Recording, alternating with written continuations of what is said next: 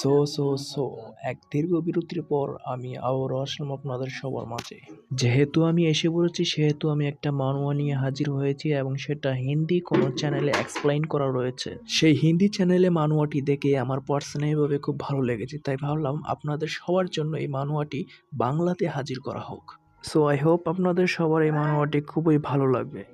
শুধু ধৈর্য সহকারে আমার সাথেই থাকুন এবং দেখতে থাকুন। তাহলে শুরু করা যাক আজকের দুর্দান্ত মানোয়াটি। শুরু করার আগে হ্যাঁ, আমি ইসমাইল অ্যান্ড ওয়েলকাম টু মানোয়া আর্মি। সিরিজের শুরুতে একটা অ্যাপার্টমেন্ট দেখানো হয় এবং সেই অ্যাপার্টমেন্টের ভিতরে একটা মেয়ে চিৎকার করে বলছে, ব্রাদার ব্রাদার জলদি ওঠো। ধীরে ধীরে সে তার চোখ খুলে এবং তার সামনে ছোট কিউট একটা মেয়ে দাঁড়িয়ে থাকে। সে বলছে, অবশেষে তুমি জেগে উঠেছো ব্রাদার। ব্রাদার, আজকে কি তুমি মিস্টার চেনের কাছে গিয়ে রিপোর্ট করবে না? অনেক দেরি হয়ে গিয়েছে।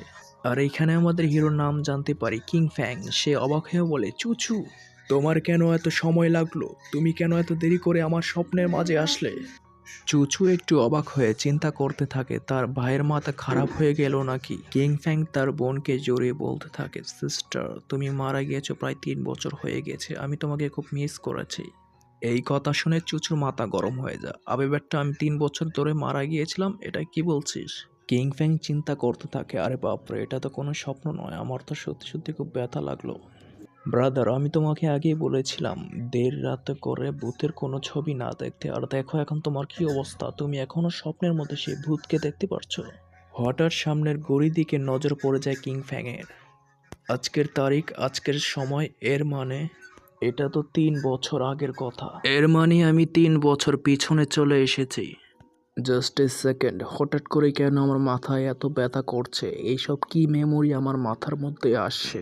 এক্স্যাক্টলি বিষয়টা হলো, আমাদের মেইন ক্যারেক্টার সে পৃথিবীতে সাধারণভাবে বসবাস করেছিল, কিন্তু হঠাৎ করেই তার রিইনকার্নেশন অন্য একটি পৃথিবীতে হয়ে যায় এবং সেই পৃথিবীতে ডিমনিক বিস্ট আক্রমণ করে দেয়। পৃথিবীতে যত অস্ত্র শস্ত্র বাহিনী আছে সকলেই মিলেই সেই বিস্ট ডেমনিকগুলোকে হারাতে পারছিল না। পৃথিবী ধীরে ধীরে ধ্বংসের দিকে এগিয়ে যাচ্ছিল। হঠাৎ করেই কিছু সংখ্যক মানুষ যারা স্পিরিচুয়াল পাওয়ার পেয়ে যায় এবং সেই স্পিরিচুয়াল পাওয়ারের মধ্যে যেমন fire element, water element, thunder element, wind element, ice element, এই সকল পাওয়ার তারা পেয়ে যায় এবং এদেরকে ধীরে ধীরে বলা হয় এলিমেন্টালিস। এর মানে আমি আবারও একটি গ্রহে রিকার্নেট হয়ে গিয়েছি। এর মানে এটা এখন প্যারালাল আর্থ, যেখানে আমি বর্তমানে এখন রয়েছি।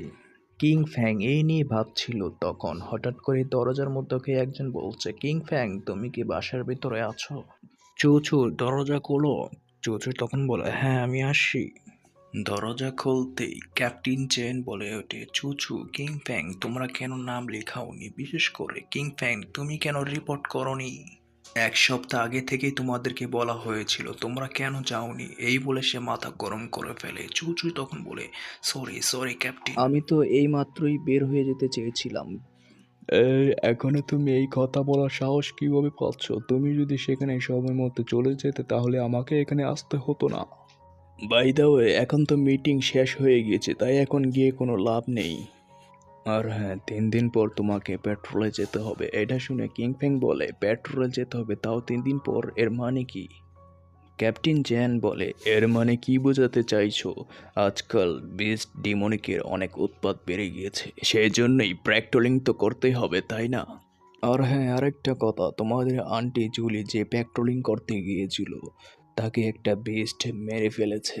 এই কথা শুনে চুচু অনেক ঘাবড়ে যায়। অন্যদিকে কিংফ্যাং সে অবাক হয়ে বলছে, 1 সেকেন্ড, আমাদের পৃথিবীতেও সেখানে আন্টি জুলি ছিল এবং এই পৃথিবীতেও আন্টি জুলি, কিন্তু এই পৃথিবীতে আন্টি জুলিকে সে একটা ডেমনিক বিস্ট মেরেছে, অথচ অন্য পৃথিবীতে সেখানে আন্টি কার অ্যাক্সিডেন্ট মারা গিয়েছিল। মৃত্যু 2 পৃথিবীতে হয়েছে, অর্থাৎ বিষয়টা অনেক কমন হয়ে গিয়েছে। আমার সেই পৃথিবীতে আমার সিস্টার 3 দিন পর মারা গিয়েছে, এর মানে এই পৃথিবীতেও এই সিস্টার 3 দিন পর মারা যাবে। বাট ডোন্ট ওয়ারি, আগের জীবনে আমি চুচুকে বাঁচাতে পারিনি, বাট এই জীবনে যাই হয়ে যাক না কেন আমি চুচুকে কিছুই হতে দেব না। এরপর কিংফ্যাং বলে ওঠে, ক্যাপ্টেন 1 সেকেন্ড, আমার কথাটা শুনুন।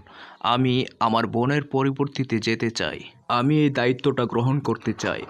ক্যাপ্টেন বলে ওঠে, আরে না ভাই, এটা সম্ভব না। ডিউটি ইজ ডিউটি, যার ডিউটি তাকেই সেটা করতে হবে। আজ তুমি তার বদলে করতে চাইছো, অন্যদিন এমন হতে পারে যে তুমি মানা করে দিবে, বলবে যে না আমি এখন করতে চাই না। এইভাবে আরো অনেকেই আসবে, তারাও এইভাবে মানা করবে, ব্লা ব্লা ব্লা ব্লা, এইভাবে বক্কর চক্কর বলতে আছে ক্যাপ্টেন। এটা শুনে আমাদের হিরোর তো মাথা নষ্ট হয়ে যায়। আরে বাপ রে বাপ। দেখো বাচ্চা, যদি তোমার বোনকে সেভ করতে চাও তাহলে তোমাকে একটা কাজ করতে হবে। হ্যাঁ ক্যাপ্টেন বলুন, আমাকে কি করতে হবে? আর এইখানেই ক্যাপ্টেনের জগা খিচুড়ি আলাপ লাভ লাভ শুরু হয়ে গেছে। দেখো ভাই, তোমাকে একটা হায়ার সিটিজেন হতে হবে, তোমাকে এই হতে হবে সেই হতে হবে, তোমাকে 18 বছরের উপর হতে হবে, তোমাকে মিশন করতে হবে, সবার চোখ কাটতে হবে, ব্লা ব্লা ব্লা। যেই শীত পড়েছে রাতে ঘুমানোর সময় কম্বল ওরে ঘুমাতে হবে। রাতে যদি ইও ধরে তাহলে ইও করা যাবে না, কম্বল তলে শুয়ে থাকতে হবে। এরপরে যদি তোমার ইও বেশি চাপ দেয় তাহলে তোমাকে ইও নিয়েই কম্বলের সাথে জড়িয়ে বাথরুমে চলে যেতে হবে। কিংফ্যাং বলে, আরে ভাই ক্যাপ্টেন, এর চেয়ে সহজ কোনো রাস্তা নেই কি? ক্যাপ্টেন বলে, হ্যাঁ আছে, তোমাকে 10 বিলিয়ন দিতে হবে। কিংফ্যাংয়ের মুড খুব খারাপ হয়ে যায়, কারণ তার বিশাল সম্পত্তি নেই। তার যত সম্পত্তি আছে সমস্ত পরিমাণ মিলে মাত্র কয়েক হাজার হবে। কিংফ্যাং ভাবতে থাকে, না আমার কাছে এলিমেন্টারি পাওয়ার আছে, না আমার কাছে পর্যাপ্ত পরিমাণ টাকা আছে, তাহলে আমি কিভাবে এই মনস্টারের দুনিয়ায় সার্ভাইভ করতে পারবো, কিভাবে আমি আমার বোনকে প্রোটেক্ট করতে পারবো। ক্যাপ্টেন এখন চলে যাবে, তাই যাওয়ার আগে সে বলে যাচ্ছে, দেখ ভাই, না তোর কাছে কোনো এলিমেন্টারি পাওয়ার আছে, না তোর কাছে টাকার কোনো জোর আছে। যেহেতু তোর কাছে নেই, সেহেতু তোর কাছে একটাই রাস্তা, সেটা হলো প্যাট্রোলিং। ভালোভাবে প্যাট্রোলিং করে এগিয়ে যা, অন্যথায় যদি এর বিপরীত হয় তাহলে তোকে শহর থেকে বের করে দেওয়া হবে। আর হ্যাঁ, 2 দিনের মধ্যে রিপোর্ট করতে ভুলে যাস না। আমি এখন ব্যস্ত আছি, তাই চলে যাচ্ছি। চুচু তার ভাইকে বলছে, ব্রাদার, আমিও কি প্যাট্রোলিং করতে গিয়ে আন্টির মতো মারা যাব? কিংফ্যাং চুচুর মাথায় হাত দিয়ে বলছে, বোকা মেয়ে, তোর ভাই থাকতে তোর কিছু হবে না, আমি আছি তো। চুচু বলে, হ্যাঁ। কিংফ্যাং এখন মনে মনে ভাবছে, যেহেতু ক্যাপ্টেন চ্যান বলে গিয়েছে এই পৃথিবীতে একমাত্র সার্ভাইভ করার উপায় হলো এলিমেন্টারি, আমার কাছে কোনো এলিমেন্টারি পাওয়ার নেই, তাহলে কিভাবে আমি আমার বোনকে প্রোটেক্ট করতে পারবো? কিংফ্যাং তখন মনে মনে ভাবছে, যখন কেউ রিকার্নেট হয়ে যায় তখন তার কাছে একটা সিস্টেম আসে, তাহলে আমার সিস্টেম কোথায়? এই কথা বলতে না বলতে সিস্টেম তার কাছে হাজির হয়ে যায়। সিস্টেমে তখন নোটিফিকেশন আসে, হোস্টের জন্য divine elementary training system activate হয়ে গিয়েছে। এটা শুনে কিংফ্যাং অনেক আনন্দিত হয়ে যায়। ও হোলি শিট, মাই গডনেস, আমি আমার ভবিষ্যৎ পরিবর্তনের সুযোগ পেয়েছি, এবার পৃথিবী আমার হাতের মুঠোয় থাকবে। সালা দিলে দিলে দিলে সালা দিলে